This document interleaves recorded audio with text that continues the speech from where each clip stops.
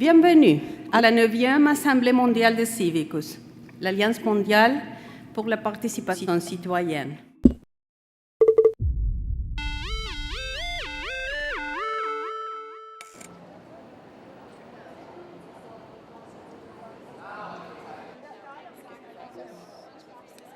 The Civicus World Assembly really provides several important benefits to the Open Forum. Firstly, we don't have the convening power. We convene people at the national level and the regional level, but the power to convene on this international level, I think, is really unique to Civicus. Mesdames et messieurs, bienvenue à Montréal. The amount of people that are able to come together and the quality of discussion and awareness raising and engagement with civil society processes and issues is really, really key. The World Assembly is really provides a valuable forum that so many civil society organizations or processes just can't create themselves. Whereas the Open Forum is a little on the international level, we don't come together that often, and this is the first time that civil society has identified itself as a sector on the international level and is undertaking an international process with a global voice. It's also necessary because it really does cement civil society's role as a development actor. It really legitimizes that function of civil society. We're facing a lot of challenges, CSOs face a lot of challenges in this new aid reality, and we need to confront them. And if we don't, we'll be left behind, and we need to engage with the challenges as well as the opportunities that are developing on the international stage.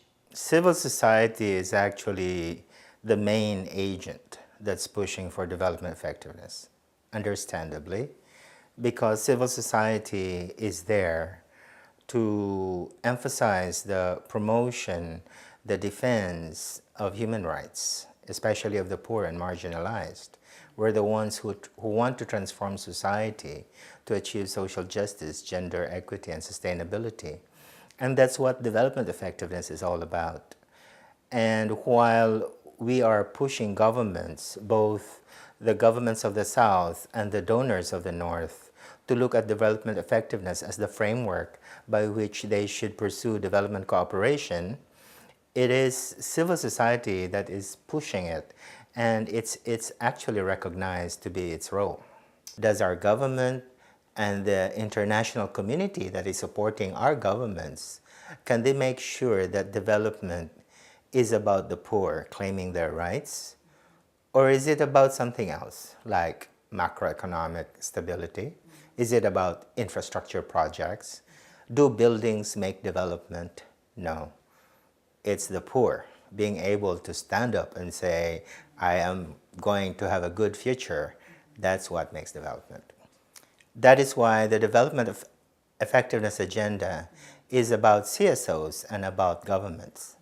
It's not only about governments, but the fact that it is the CSO's role to enable the people, to enable the poor. That's why you have CSOs there.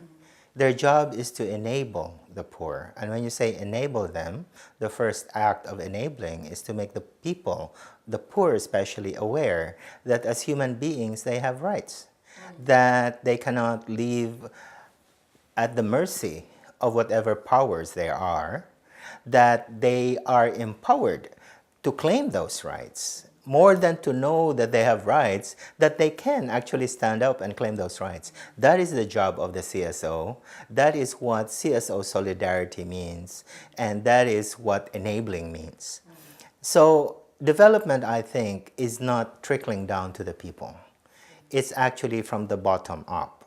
And you have the role of the CSOs to ensure that it starts from the bottom, that there's somebody who enables, not tells them what to do, but gives them the conditions by which they can stand up, and claim those. Yes, I have the right to food. I have the right not to live in poverty. Now, the next question is, do you have a government that is responsive to that? That is, again, the job of CSOs, to push governments to recognize development effectiveness. it's going to be more difficult. But then the point now is with the poor, the CSOs then together, they push government to recognize development effectiveness. And that's the agenda.